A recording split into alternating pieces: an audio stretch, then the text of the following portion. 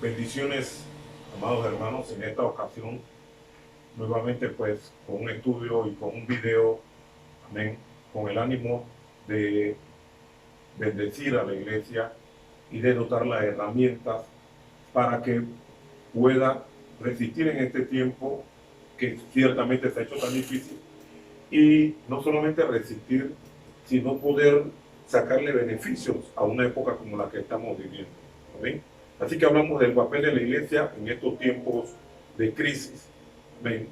Y permítame referirme a un tema en esta ocasión que tiene que ver con lo ministerial, con el ministerio. Busquemos en Mateo capítulo 23 y vamos a estar leyendo el verso 1 y 2 de Mateo capítulo 23. A la letra dice: entonces habló Jesús a la gente y a sus discípulos diciendo: en la cátedra de Moisés se sientan los escribas y los fariseos. En la cátedra de Moisés se sientan los escribas y los fariseos. En esta ocasión yo quiero hablar de uno de los 5 ministerios tan importantes, quizás imprescindibles en esta época: el ministerio profético. Así que permítame elevar una pequeña oración, amén, y entramos inmediatamente en el tema. Oremos. Padre, en el nombre de Jesús, alabamos y glorificamos tu nombre. Te damos gracias, Señor, por todo lo que tú haces, por todo lo que tú has hecho y por todo lo que tú harás, Rey de Gloria.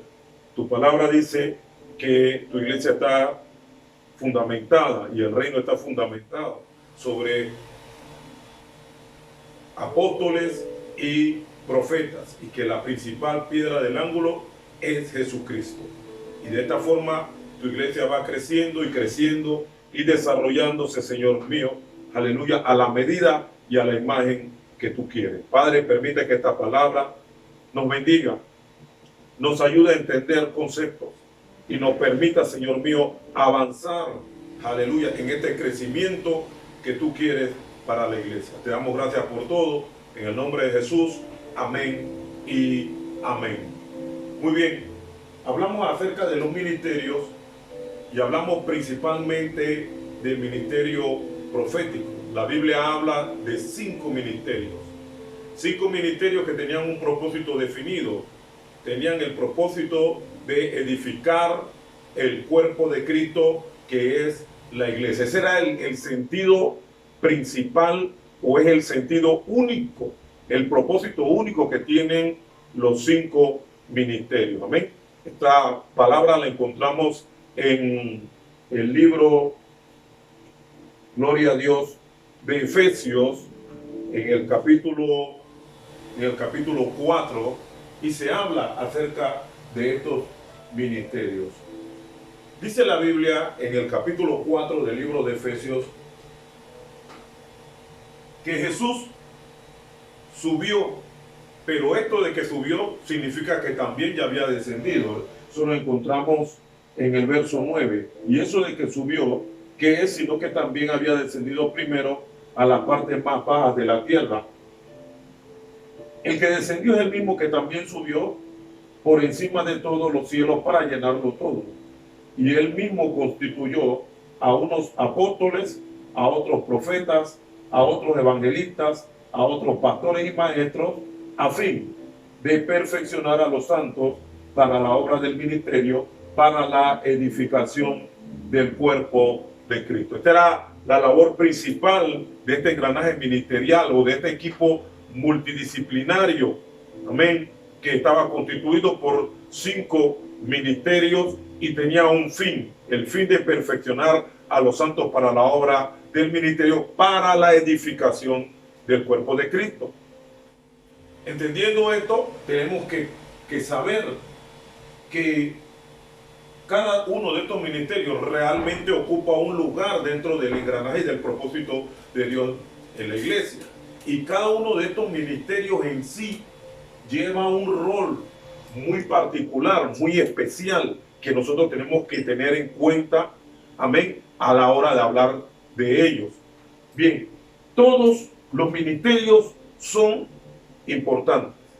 Todos los ministerios son necesarios para la edificación del cuerpo de Cristo. No pudiéramos pensar de que alguno de estos ministerios va a perder vigencia con el transcurso del tiempo, cuando ellos han sido destinados para la edificación del cuerpo de Cristo, y el cuerpo de Cristo, que es la iglesia, va nutriéndose y edificándose poco a poco hasta llegar a la medida del varón perfecto. Eso es lo que dicen los versos siguientes.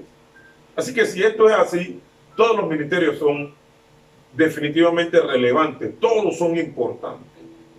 Y yo no creo, personalmente hablando, de que haya alguno que esté por encima del otro, sino que cada uno tiene su espacio, su lugar, su propósito, amén, su trabajo dentro del cuerpo de Cristo. En esta ocasión yo quiero hablar acerca del ministerio profético. El ministerio profético, al igual que los otros 4 ministerios, en este momento el ministerio profético es tan relevante como los otros 4. Y hasta pudiéramos decir que cuando llegan ocasiones o momentos cuando la iglesia necesita un norte, necesita una voz de guía que la ayude a pasar por el valle de sombra de muerte, entonces el ministerio profético definitivamente es una herramienta sumamente importante para ese momento. ¿Amén? En esta ocasión, nosotros como iglesia y como parte de esta esfera de situaciones que se están dando en el mundo, y como afectados por las consecuencias de esta esfera, de este momento difícil por el cual el mundo pasa, donde tenemos 2 grandes problemas: el problema de la pandemia y el problema de la economía. Ambas cosas tienen un peso enorme en las decisiones que están tomando los que pueden decidir, los gobiernos, las personas que están en el poder, para encauzar al mundo a la solución de los problemas. En este sentido, la iglesia es afectada por las decisiones, por los compromisos, por el papel que juegan aquellos que tienen el poder para decidir sobre la directriz que el mundo va a tomar de aquí en adelante a raíz de esta pandemia. Y en virtud de eso, hoy más que nunca definitivamente necesitamos que el ministerio profético se active, pero no solamente que se active, que tenga una voz y que esa voz sea autoritativa, esa voz sea incuestionable, esa voz sea eficiente, sea efectiva. Hoy necesitamos mucho del ministerio apostólico, del ministerio profético. El ministerio profético hoy tiene que cumplir un papel sumamente importante en este momento, un momento de dificultad, porque es un momento de tomar decisiones. Y si hay que tomar decisiones, hay que saber qué decisiones hay que tomar. Y estas decisiones tienen que estar basadas no solamente en modelos de experiencias pasadas, que eso es muy bueno, sino en la capacidad de visualizar el futuro. Y este futuro lo visualiza o lo tiene Dios en su regazo definitivamente. Cabe al ministerio profético escuchar la voz de Dios, interpretar lo que Dios está planteando y definir lo que hay que hacer en función de eso. Hoy el ministerio profético tiene que ser una luz, así que cobra importancia. No se nos puede ocurrir por errores, por profetas desarticulados, por profetas desconectados, por voces proféticas inseguras. No se nos puede ocurrir simplemente desechar el ministerio profético. Lo necesitamos. Lo que tenemos que hacer en cuanto a eso es mejorar la deficiencia que pudieran tener, no el ministerio, sino los hombres que están ocupados en ese ministerio, para que sean efectivos para que sean, en este sentido, la voz de Dios que mira hacia adelante, hacia lo que nosotros no podemos ver con nuestros ojos naturales. Amén. Así que definamos un poquito algo acerca del trabajo de los 5 ministerios y lógicamente del ministerio profético. En Efesios capítulo 4, el apóstol trata de manifestar lo que es el diseño de Dios para la iglesia con estas herramientas buscadas por Cristo y dadas a la iglesia con un propósito, la edificación del cuerpo de Cristo. Y la Biblia dice en el verso 12, a fin de perfeccionar a los santos para la obra del ministerio, para la edificación del cuerpo de Cristo. ¿Con qué propósito? Para hasta que todos lleguemos a la unidad de la fe, para unificar la fe, 1. 2, y del conocimiento del Hijo de Dios y del conocimiento de Cristo. Note, para unificarnos y para unificar nuestro conocimiento de nuestro Señor Jesucristo, visualizarlo y caminar, avanzar hacia Él, dice, a un varón perfecto y llegar a la medida de la estatura de la plenitud de Cristo. Una vez que esto se concrete, no vamos a encontrar lo que dice a continuación en el verso 14, para que ya no seamos niños fluctuantes llevados por doquiera de todo viento de doctrina, por estratagema de hombres que para engañar emplean con astucia las artimañas del error.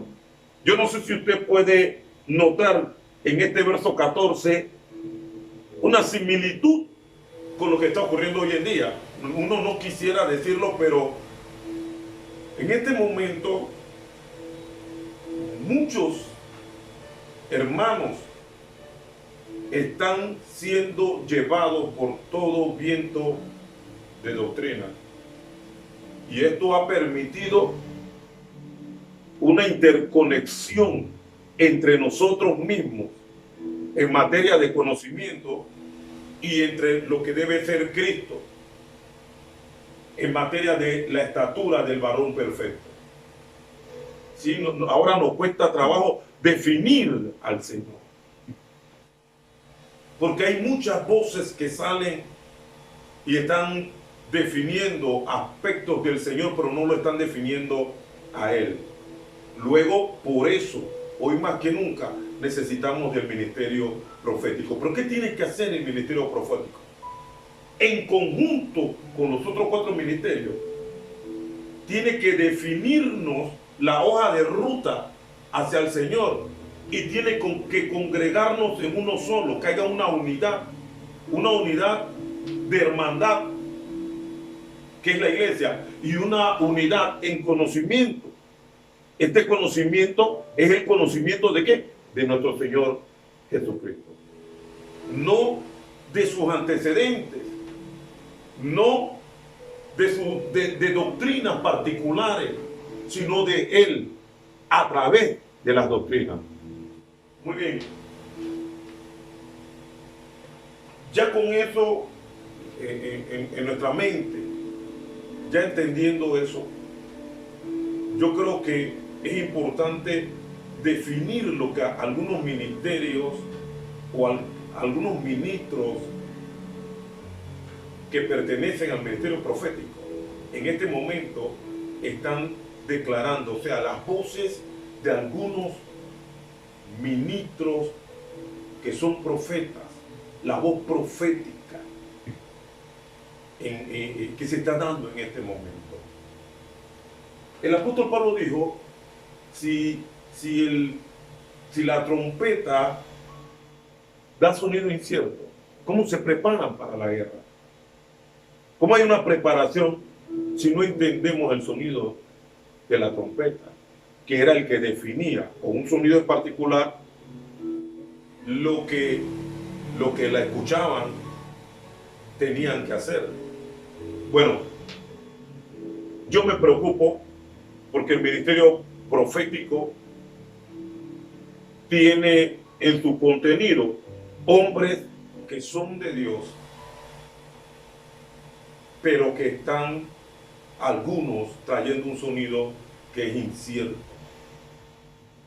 Primero, para poder llevar un sonido a la iglesia que la iglesia pueda entender y pueda comunicar, pueda asimilar, el profeta tiene que tener una identidad con la iglesia, tiene que identificarse con la iglesia.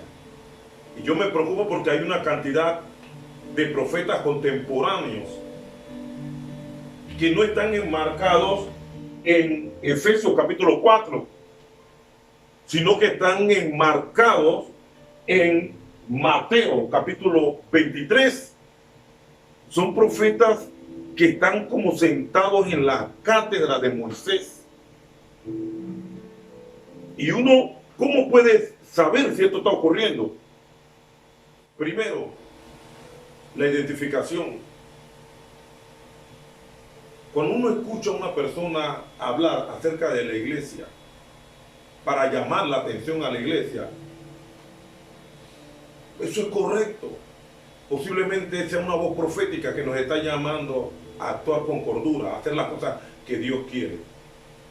Pero para ser escuchada, el profeta tiene que identificarse con la iglesia, o sea, tiene que ser parte de ella.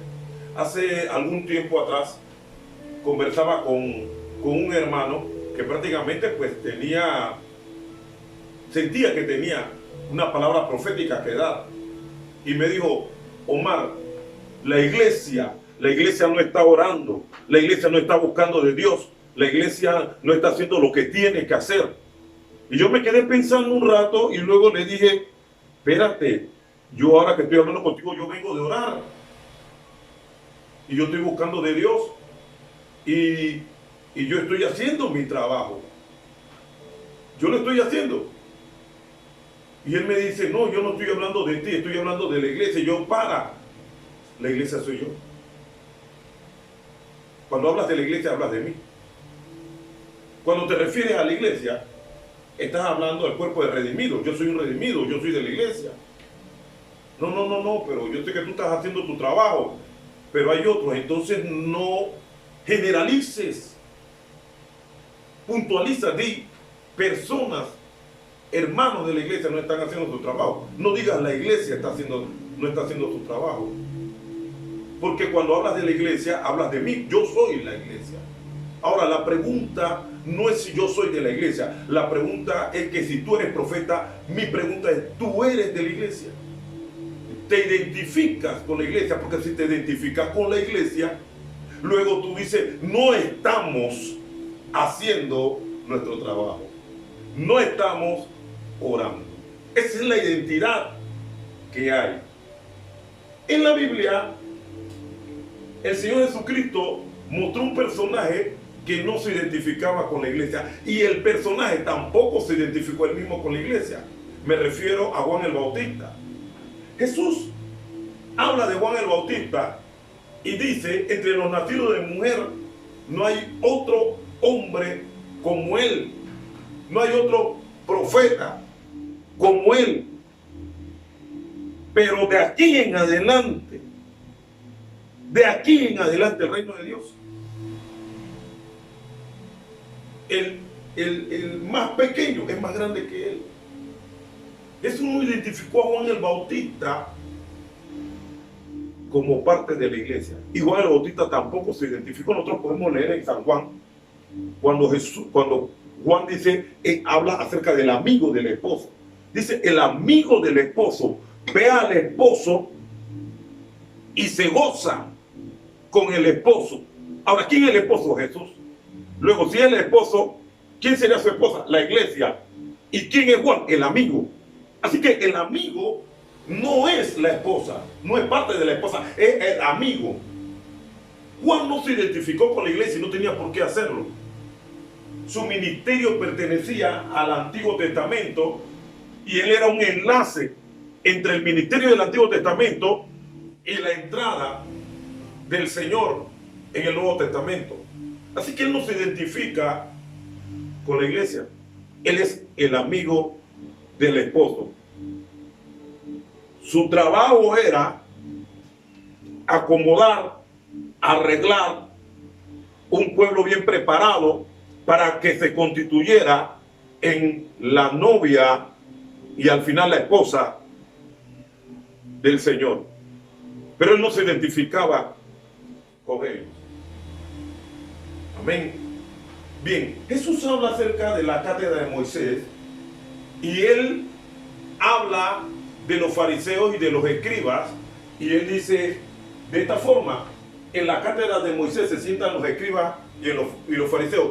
¿Qué era la cátedra de Moisés? Era el lugar de donde salía la ley, de donde salían las disposiciones que tenían que tener los judíos que se tenían que acercar o se acercaban al Señor.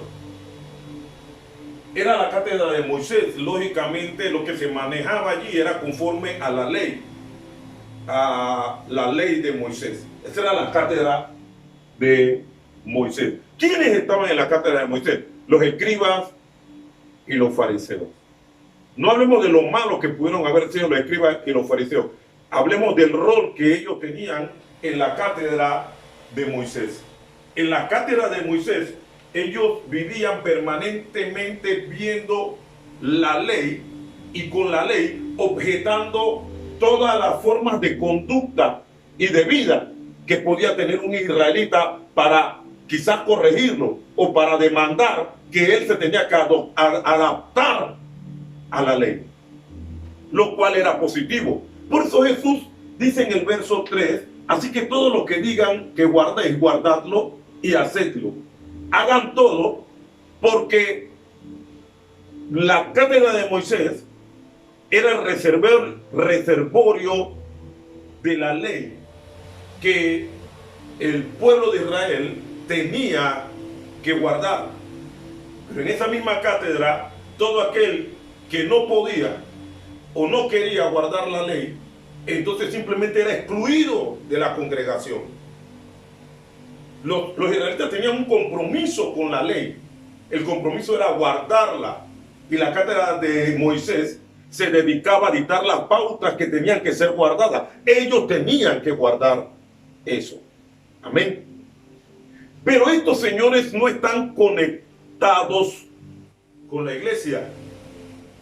La cátedra de Moisés nace de un pacto. El pacto se encuentra en Éxodo capítulo 19, versos 5 y 6. Dios le dice: ustedes serán mi pueblo. Si ustedes aceptan este pacto, serán mi pueblo, serán un pueblo de sacerdotes y gente santa, que yo he escogido de todos, de todo el mundo. Yo los he escogido a ustedes. Si ustedes aceptan esto, tienen que guardar mi ley. Luego ellos tienen que guardar la ley por causa de ese pacto que Moisés había establecido, o que Dios había establecido por mano de Moisés. Y ellos se dedicaban era a eso. ¿Por qué hablamos acerca de eso? Porque estos señores no sentían o no se sentían parte de la iglesia. Y en un momento en que los fariseos tenían una demanda contra nuestro Señor Jesucristo, Jesús le dijo: nadie pone paño nuevo en vestido viejo, ni pone vino nuevo en odres viejos, porque el tiempo de añejar del vino va a ser tan largo, tan duradero, que el odre no va a resistir, se va a quebrar. Y en el caso del vestido, el vestido nuevo, el remiendo nuevo tiene más fuerza que el vestido viejo y lo va a romper al final. Sino que nuevo con nuevo y viejo con viejo. Allí hay una demostración que Jesús quiere hacer de que lo que ellos estaban haciendo le podía resultar a los israelitas que querían vivir o que debían de vivir de acuerdo a los estatutos de la ley, pero no le servía a la iglesia. Ellos nunca entendieron eso. Ellos decían: es palabra de Dios. y hay que hacerla. Y esa es la frase que uno escucha mucho de algunos profetas. El profeta agarra, moderno, el profeta de ahora agarra el Antiguo Testamento, saca una observancia de la ley y luego saca la rula y empieza a latigar a aquellos que no guardan esa observancia de la ley. Y es lo que tenemos hoy en día. Tenemos algunos profetas que pareciera que hubieran resucitado del Antiguo Testamento. Así que se sientan y miran la iglesia y la tamizan bajo conceptos del Antiguo Testamento, de manera tal que si no se cumplen, inmediatamente viene el juicio sobre esa iglesia. Pero primero no se identifican con la iglesia. ¿Por qué no se identifican con la iglesia? Porque están enquistados en la cátedra de Moisés. No están o no se sienten parte del ministerio que Jesús levantó, los 5 ministerios que Jesús levantó y que se encuentran en Efesios capítulo 4. No hacen eso. Y alguien dirá, bueno, pero quiere decir que no se puede usar el Antiguo Testamento. No, sí. El Antiguo Testamento es una luz que nos habla de Dios como creador y de las criaturas. Y nosotros como criaturas. Esto es importante. Y hoy más que nunca necesitamos de eso. Pero el Antiguo Testamento no puede pasar al Nuevo Testamento como un sistema de leyes, tiene que pasar como un sistema de enseñanzas, que no es lo mismo. Las leyes en sí están justamente para definir cuando una conducta es buena y es mala y desechar o aplicar sanciones a una conducta que es incorrecta. Las enseñanzas tienen como propósito nutrir a la iglesia para que, desechando algunas cosas, vayan mejorando su capacidad hasta llegar a la estatura del varón perfecto. Ya no es lo mismo. Pero hay algunos profetas que han salido como del Antiguo Testamento y se paran y observan a la iglesia como Jesús, como los fariseos observaban a Jesús, y simplemente formulan críticas, sanciones y juicios y ya más nada. Y toman a la iglesia como un todo, pero no se identifica con la iglesia. Y esto era lo que yo le hablaba al hermano. Yo le decía, si tú hablas de la iglesia, hablas de mí porque yo soy la iglesia. La iglesia no es allá, ellos. La iglesia no son ellos. La iglesia somos nosotros. Y yo te puedo asegurar por mi vida de que yo vengo de orar, de que yo ayuno. No es necesario que te hable de eso, pero si hablas de la iglesia y hablas como una iglesia que no ayuda, que no ora, que no se arrepiente, una iglesia que está mal y no te identificas con ella, hablas de ellos, entonces piensa un poco. ¿Por qué? Porque Jesús es el esposo, la iglesia es su esposa, y Juan nunca habló mal de la esposa, ni siquiera para corregirla. Pero estos profetas que han salido son algunos profetas que yo sé que tienen el ministerio profético, pero yo creo que han equivocado algunas cosas. Y una de las cosas que han equivocado es que han tomado el Antiguo Testamento y el ministerio profético del Antiguo Testamento y se han vuelto profetas del Antiguo Testamento que están escautando a la iglesia para ver sus errores. Solamente eso. Yo pregunto, ¿no se sentiría el Señor Jesús triste al saber que hay personas que están hablando de su esposa. Pastor, esto no se habla de la iglesia. No, se puede hablar, pero si vamos a hablar de la iglesia, hablemos de nosotros como parte de eso. Quiero poner algunos ejemplos rápidos. El primero, Daniel. Daniel yo lo considero, el profeta Daniel, yo lo considero una persona que sufrió como parte de los daños colaterales de un pueblo que en lo general caminó contrario a Dios. Y digo esto porque Daniel era un jovencito cuando fue desterrado de su tierra. ¿Qué había hecho él de bueno, de malo realmente para ser parte de este juicio que le había llegado? Pero al final le llegó el juicio. Cuando Daniel llega a Babilonia, dice el libro de Daniel que él propuso en su corazón no contaminarse por la comida del rey. Así que se guardó en todo momento. Y después de muchos años de vivir en un pueblo, con un pueblo extranjero, con un pueblo que no conocía a Dios, al término de ese cautiverio, Daniel hace una oración en el capítulo 10, y en esa oración le pide a Dios misericordia porque el tiempo de cautiverio ya se había cumplido, eran 70 años. Dios dijo, estará cautivo 70 años, los 70 años se habían cumplido. ¿Sabe lo que hace Daniel? Daniel, arrodillado, ora y dice, nosotros hemos pecado contra ti. Note, nosotros, él dice, nosotros pecamos, pero Daniel no pecó. ¿Por qué digo entonces nosotros pecamos? Porque se identificó con el pueblo de Israel, aunque pecador, él se identificó con ellos. Él dice, nosotros hemos pecado. Eso es lo que él hizo, nosotros pecamos. Y pedimos hoy tu misericordia y que cumplas tu palabra que le mostraste al profeta Jeremías de los 70 años de cautiverio. Se identificó como un pueblo.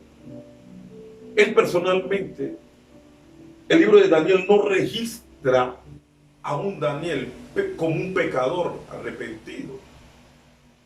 Es un hombre que desde el principio mostró su verticalidad con Dios, pero se identificó con el pueblo.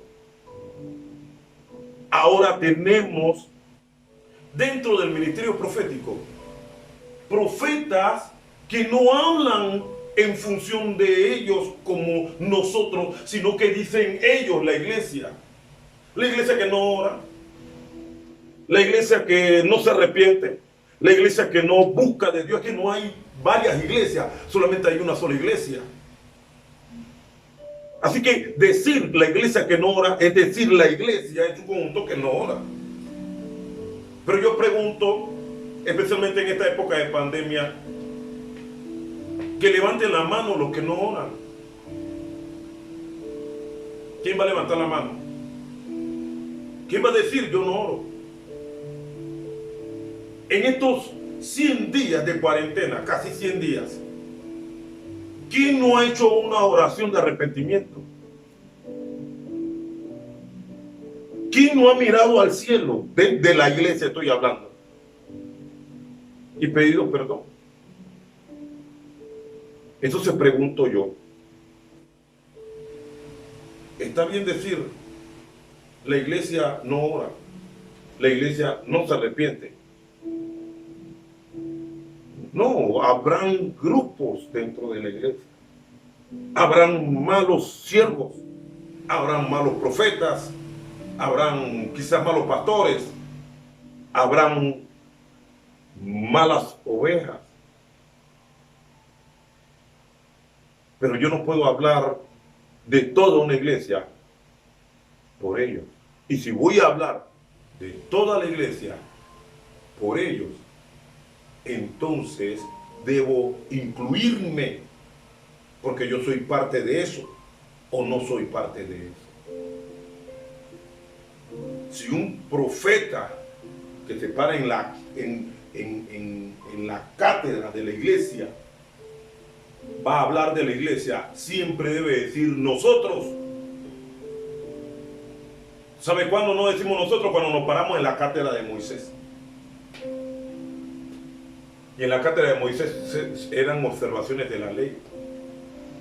Jesús va caminando con los discípulos y los discípulos empiezan a recoger espigas en el día de reposo. Eso era condenado en la cátedra de Moisés. Eso lo estipuló Dios. Así que ellos estaban defendiendo eso. Y Jesús dijo, el día de reposo fue hecho por causa del hombre. El día de reposo no es más importante que el hombre. El hombre es más importante que el día de reposo.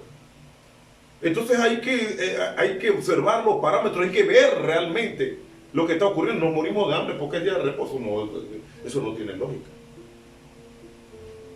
Y luego dijo, y el Señor, y yo soy dueño, soy Señor del día de reposo. Yo soy Señor del día de reposo. ¿Qué hizo Jesús en ese momento? Defendió porque se identificó con sus discípulos que estaban recogiendo espigas para comer en el día de reposo. Él no lo estaba haciendo, ellos lo estaban haciendo. Jesús dijo, ellos pueden hacerlo porque yo estoy con ellos. Se identificó. El apóstol Pablo habla acerca de Jesús como el esposo. Y cuando habla acerca de Jesús como el esposo, él dice, la novia se está preparando para el encuentro de su esposo. El esposo ama a la novia. Jesús dijo, Pablo dijo, ama a tu esposa como Jesús ama a la iglesia. ¿Significa esto que no deben de haber censura en el comportamiento de hermanos, de iglesias locales, de iglesias territoriales? Sí puede haber una censura, porque si se está haciendo algo, hay que corregirlo. Estamos caminando a un mejoramiento para parecernos al Señor. Y hoy más que nunca necesitamos el ministerio profético para identificar la voz de Dios y lo que quiere para nosotros. Lo necesitamos. Sí lo necesitamos. El profeta quiere ser escuchado, tiene que identificarse con la iglesia. No pararse en la cátedra de Moisés a simplemente lanzar juicios a mansalva. ¿Sobre quiénes? Sobre todo a la iglesia, porque eso es lo que se hace. Y eso no es entendible, eso no es comprensible. Así que hay que soltar la cátedra de Moisés, porque la cátedra de Moisés tiene disposiciones legales de cómo se debe vivir. Lo que hay que hacer es tomar las enseñanzas de Moisés para entender lo que Dios quiere, si queremos parecernos a Cristo. No las leyes, las enseñanzas. Son las enseñanzas, no las leyes. Se trata de eso.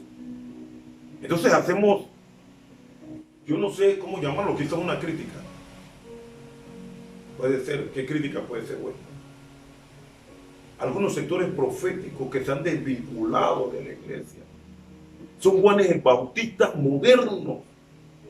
Ojalá y fueran de esta forma, porque por lo menos fueran amigos del esposo. Pero no se involucran, no se sienten parte de la iglesia. Y por eso no la entienden, no la comprenden. En el ministerio pastoral es obligatorio entender a la oveja. Si tú no la comprendes, no la vas a ayudar. Y estás para ayudar. En el ministerio profético, el profeta debe ser parte de la iglesia, sentirse parte de la iglesia. Y cuando nos sentimos parte de la iglesia, ¿qué hacemos? Nos identificamos con ella, uno. Así que nunca hablamos de ellos, hablamos de nosotros. Podemos discriminar, separar aquellos elementos, partes de la iglesia que no están haciendo las cosas correctamente. y llamarle la atención de parte del Señor. Eso es necesario, eso hay que hacerlo. Pero no resucitemos como los Elías que se presentaron a la corte de Acab para emitir juicios.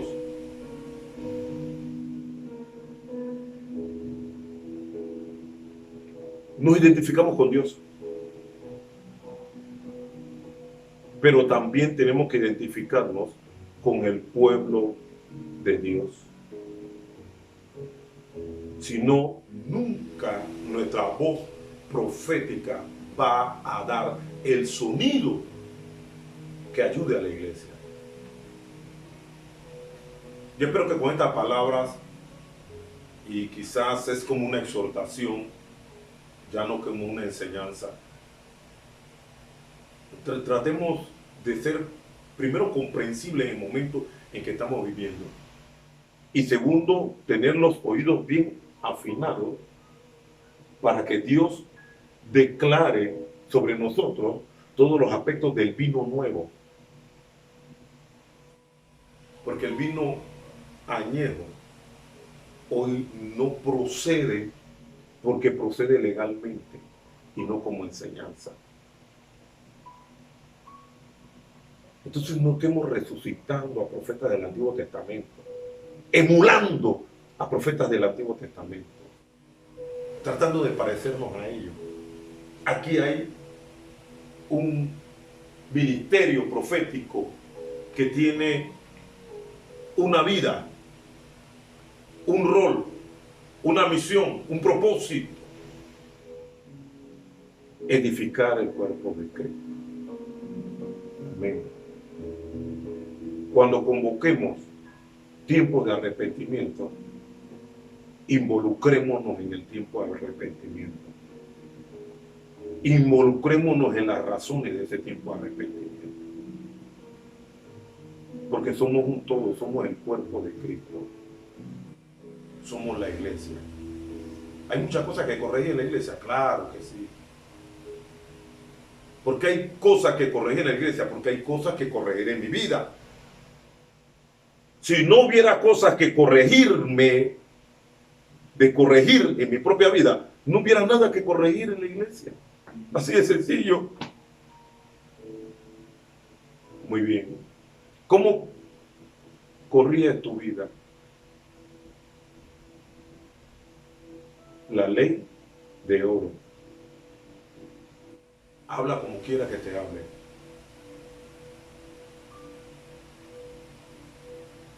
Habla como quiera que te gustaría que te hablara. ¿Sí? Y entiende a la iglesia, sé parte de ella. No la estigmatices como si fueran ellos allá y yo acá. Porque en este tiempo no existe ningún yo acá. Existe todos. Todos aquí o todos allá, pero todos. Espero que estas palabras pues nos ayuden a entender acerca de los roles que principalmente el ministerio profético tiene que tener. Y reitero, necesitamos al ministerio profético hoy más que nunca. Amén. Permítame una oración para concluir este tiempo. Padre, en el nombre de Jesús, te alabo, te glorifico,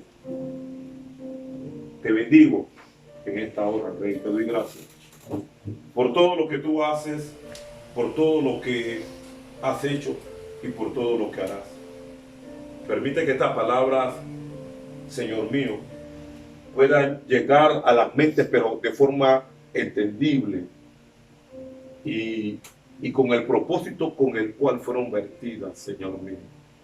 Nunca para señalar, Señor mío, para discriminar, para cortar, Señor, para corregir, sí, para instruir, sí, Señor mío, y para que nos entendamos como hermanos y para que prevalezca el amor entre nosotros, Padre.